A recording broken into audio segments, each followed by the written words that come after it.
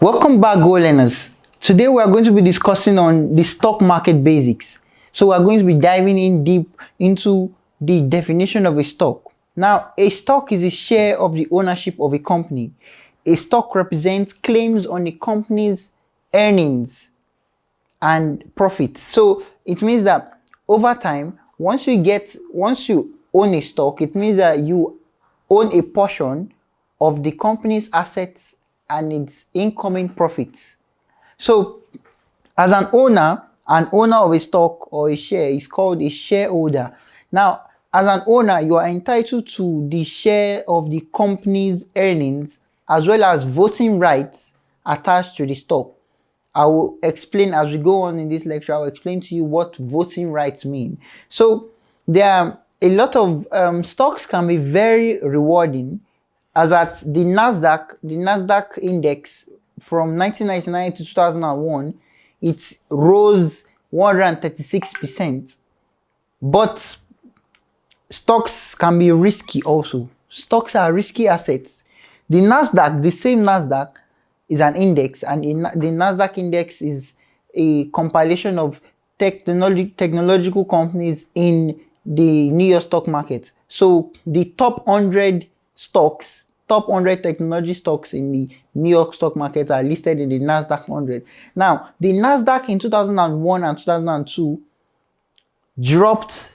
lost 60% or more than 60% of its value.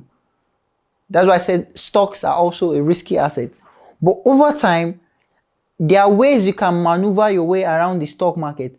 You can be profitable consistently.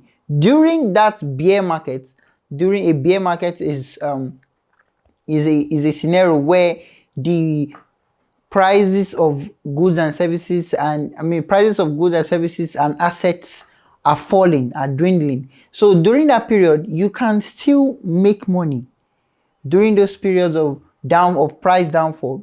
And the reason why companies issue stocks. Now, let me explain.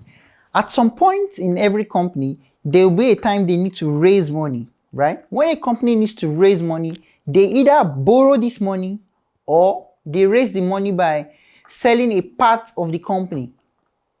I said they either borrow this money or they sell a part of the company. In the sense that Dangote, which I want you guys to answer this, which is wiser? You own a company, and is either you borrow a loan, you want to expand, you need to scale. Is either you borrow money or you issue shares. Which would you do? I will explain to you as we go on in this lecture. Now, by issuing stocks, the company does not have to pay back the money or make interest payments. By issuing stock, the company doesn't have to pay back its money, the money you used to buy the shares, and it doesn't have to pay interest payments. So the shareholder, you the investor, you buying the stock, you have hope that the shares you are buying will worth more in the future, will increase in value in the future. Now, if the company does well, the stock will probably increase in value.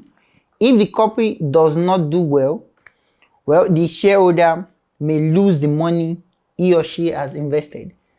Now, which do you think is a wiser decision? As a company owner, get loans or issue stocks? That question is one of the smartest ways business owners have been able to maneuver their ways into becoming great companies. Companies like Dangote would rather issue shares of his company than get loans, because there's a tendency that the venture is about to use the money into might not work. So he still has to pay interest payments because he is obliged to pay the interest payment on that money and the money you loaned Dangote. But Dangote would rather not go through that route. He would want to issue stocks, knowing fully well that you, the buyer, have a knowledge on the risk involved buying the stocks. If the Dangote company doesn't go well, it affects both parties. If it goes well, both parties profit. So as a company owner, issuing stocks is actually a wise decision. So over time, as a shareholder, you want to get profits, because as a shareholder you are entitled to the profits that the company makes. So this profit is distributed amongst shareholders in the form of dividend. Now, a dividend is money that the company pays to its shareholders from the profit it makes. So not all companies pay dividends, because companies are not obliged, corporations are not obliged to pay dividends to their shareholders. They are not. The payment of dividends is on the discretion of the board of directors. So the board of directors are those that have huge proportions of that company in shares. So the only way shareholders in these companies make money is to sell the stock at the higher amount they've bought at the open market. Now, let me explain. There are two ways you can make money from the stock market. It's either by capital gains or dividends. Now, when you buy the shares of a company, you can profit from the dividend the company pays you. So if a company at the end of the fiscal year, a fiscal year is the year the company runs from. Some companies might run from January to December, some companies might run from March to next March, a fiscal year. So if a company at the end of the fiscal year pays you a dividend, you just made money by dividend payments. That's one. Now, two, capital gains. You can make money by capital gains in the sense that if you buy the stock at a lower price, you intend to sell it at a higher price. That is what we call capital gains. So over time, people conversely, we can say that making money from the stock market are in two forms. One in the form of capital gains, and two in the form of dividend payments. So there are types of stocks. There are different types of stocks. We have the most common one. We call it common stock. And the second one is preferred stock. Now, a common stock is the most common form of stock. It has the characteristic, it has 1 vote per share, and the dividends are not guaranteed. You know, when I said previously, in the previous slide, I said something about dividend payments by companies are not obligatory.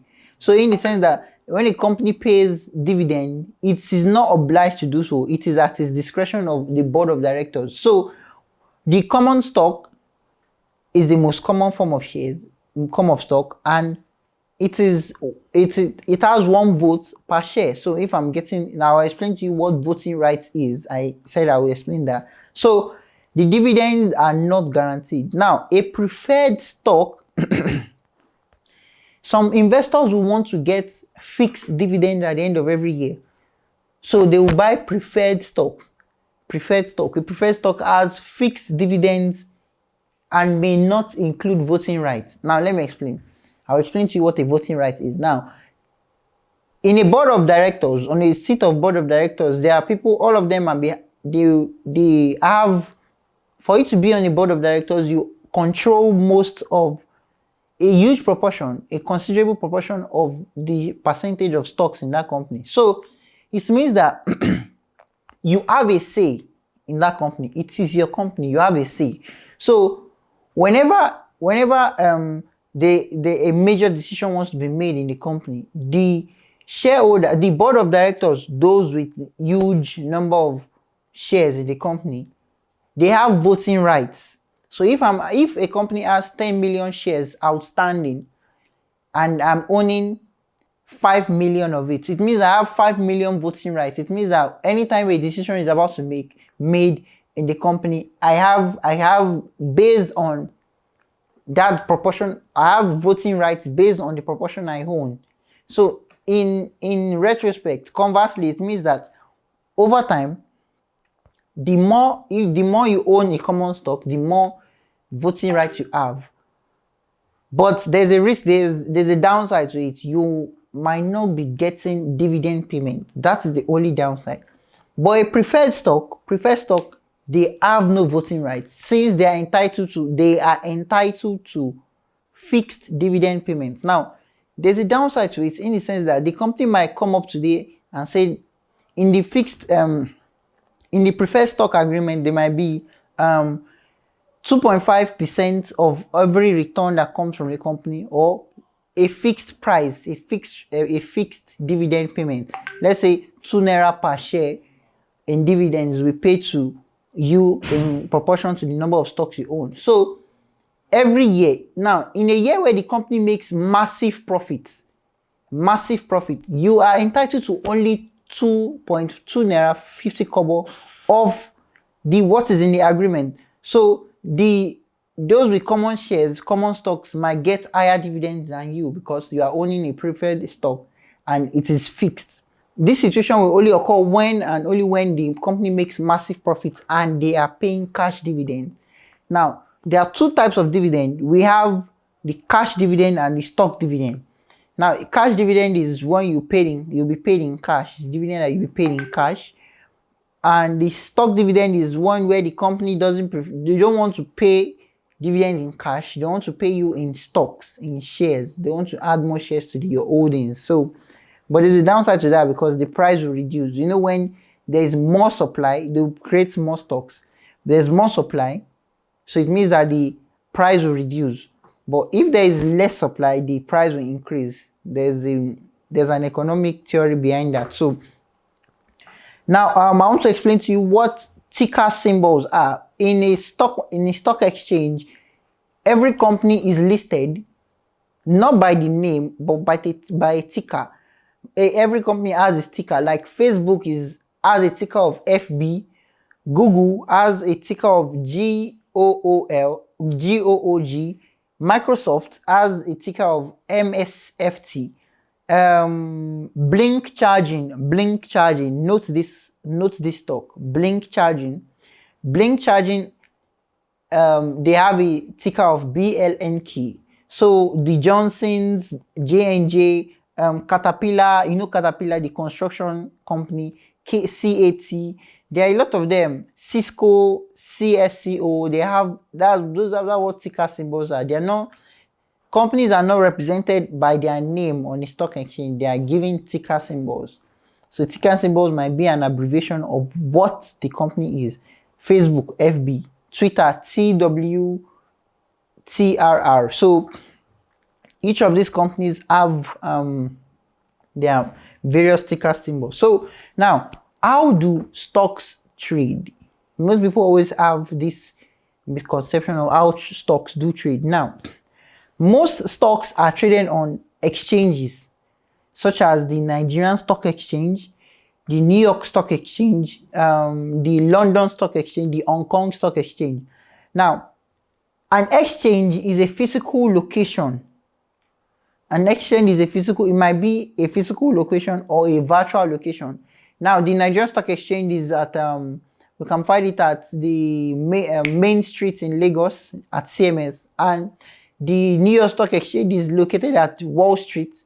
So you can see that the exchange is a physical place. But NASDAQ Exchange, which was created in 1971, is a virtual exchange. You can't see it. It's only on the internet. The stock transactions are done purely on the internet. So an exchange is a location, can be a virtual location or a physical location where buyers and sellers come to transact commodities, shares, and assets. So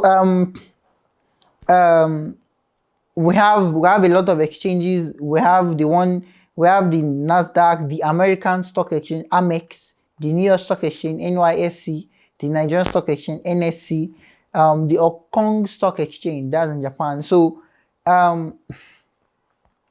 what sets the price of a stock? Now, what sets the price of a stock is the demand and supply forces that are hovering around that stock. So let me explain.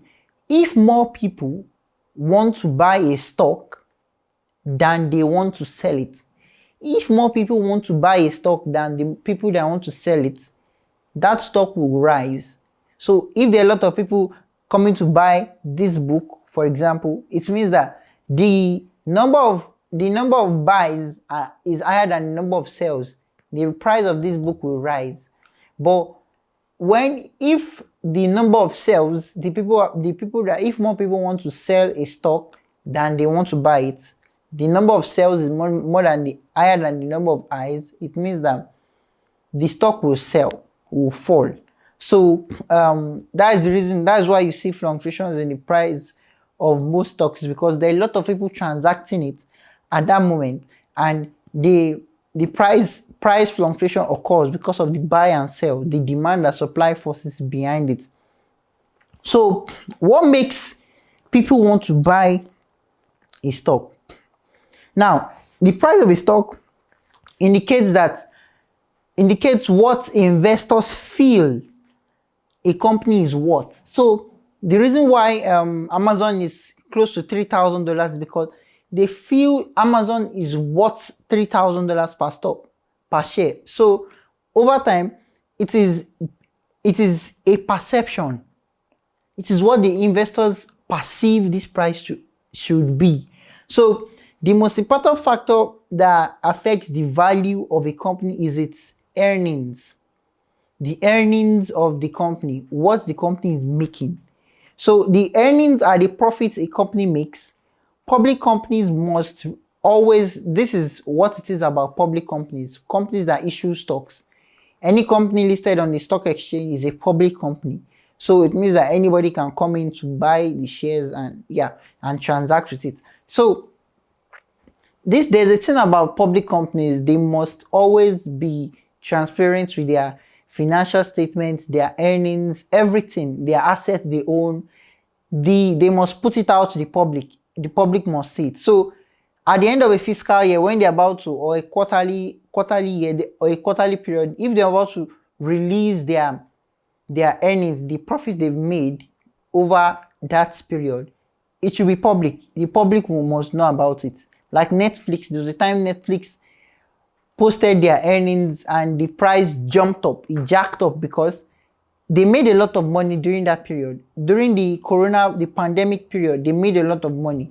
So during that period, when they posted their earnings, the price jacked up that day. It went very high, close to, that's 15% or 20% in a day, which is not always common with most big cap stocks. So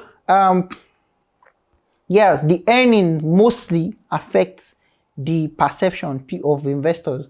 So if a company has done well, the stock price will likely rise. If not, it will drop. So oftentimes there are a lot of things that influence the price of a stock. A lot. Oftentimes world events can have huge impact on prices of stocks.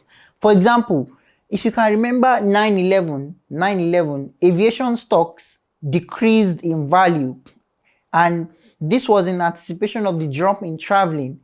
Aviation stocks, those American Airlines, be a Boeing, all those stocks, their share prices dropped because the people were not anticipating, people expected that they would not sell, they would not make profit because nobody was traveling anymore. So this caused a lot of trouble then. So this made investors agitated and they sold their holdings. So it means there were a lot of people selling than they were buying. So what will happen to the stock price? It will fall. So you can remember this. During the coronavirus pandemic, most companies' stock decreased massively in price. Most were falling 50% plus decrease. And this was due to the lockdown that was imposed in many countries, many developed countries, and which in turn hindered business transactions. So investors felt that since these companies are not going to be making profit in the near term, they had to just sell their holdings. Many stocks fell. Even the index, the S&P, Standard & Poor's 500, the Dow Jones, all of them fell because investors were no longer having faith. They perceived, is a perception, they perceived that the price of this, the earnings, the worth of this company will be lower because they are not making any money during that period. So During the coronavirus period, the COVID-19 pandemic, there was reduction in profits in a lot of companies and a lot of businesses, especially tourists and hospitality companies. Many of them, even if you notice, the photography companies, those that do go for events and shows and everything, nobody was coming out for events during this period. So what do you think will happen to, so during that period they were not making any money. So what do you think, as an investor, what do you think will happen to the stock prices of those companies? It will fall. So we'll be ending this module with common terms that are popular in the investing space, such as bull market, the bull. Now, the bull market is when the economy is doing well, when the prices of goods and services are increasing, when the GDP is growing, when stock prices are rising, everything is good, everyone is happy. In the cryptocurrency market currently, today's date is the 7th of April 2021. You can notice that during this period, everything is rising. Every single cryptocurrency is rising. So we are in the cryptocurrency space, we are in a bull market. So with the stock market also, we're also in a bull market. So the bear market is when the economy is bad, recession is looming, the stock prices are falling, the bear market hibernates and moves slowly. So the bear market occurs over time, but in a slow way, it keeps dropping.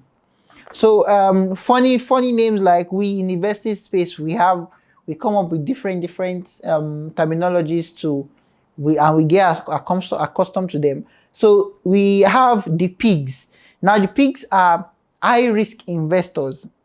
You know, in the first module when I was talking about characteristics of investment, when I said risk, know your risk profile, what kind of risk you are willing to take. So the pigs are high risk investors. They want to make a lot of money in the short term. So they are usually led to why they are called pigs is because they are usually led to the slaughter. So it means that many of these pigs, they want to risk a lot, and most time they get hurt, they shoot themselves in the leg. So the chickens, they are the ones that are afraid to lose anything. So mostly they invest in safe havens. Some of them might buy bonds, some of them might do fixed deposits, some of them might do commercial deposits. They don't like risk. They can't accommodate it. So that's how some of them are. And I said, how do you make money in the stock market? I've said this before. When the stock price goes up and dividend, but not all companies pay dividend. Not all companies pay dividend. So on this note, we'll be coming to a close to the end of this module. In the next session, we are going to be going through financial statements and financial ratios, where and things you need to analyze, do proper analysis on companies. Once again, my name is Walter, and I'm a stock trader.